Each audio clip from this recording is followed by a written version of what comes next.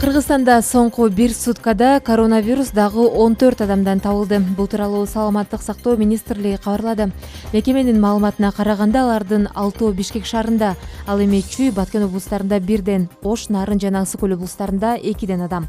Бир суткада 13 бейтап айыгып чыкты. Жалпысынан бүгүнкү күнгө карата Кыргызстанда коронавирус 1016 адамдын анализинен табылды. Алардын 12си кайтыш болду. Айыгып чыккандар 688 адам. Коронавирус коркунучуна байланыштуу Кыргызстандын айрым аймактарында өзгөчө абал режими жарыяланып, коменданттык саат киргизилген. Бул эреже 11 майдан тартып токтоду, бирок өзгөчө кырдаал режим уланууда.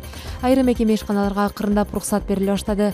Жеке автотранспорт менен жүрүүгө уруксат бар, коомдук транспорт чыга элек. Вирус жуккан медицина кызматкерлеринин саны Кыргызстанда 235ке жетти. Алардын 3-өө соңку суткада Бишкекте аныкталды. Бул тууралуу Нурболот Үсөнбаев брифинг учурунда билдирди. Ал министрлик ооруган медицина кызматкерлери тууралуу маалыматты жашырып жатат деген сөздөр чындыкка дал келбесин айтты. Жаап жашыруу дегенди баштан эле колдонбойбуз. Анын эч кажети жок. Себеби маалымат кайра тез эле чыгат. Медицина кызматкерлери иштеп жатат.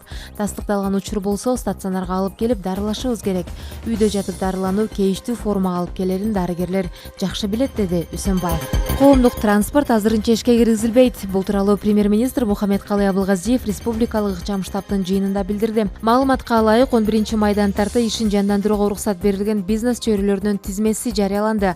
Коомдук транспорт азырынча киргизилбейт. Анын ичинде троллейбус, автобус жана кичи автобустарга уруксат жок.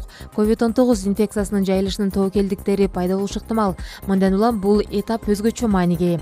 Ошого жараша санитардык талаптарды так сактоо менен бирге социалдык аралыктын принциптери катуу тартипте көзөмөлгө алынат, деди Абылгазиев.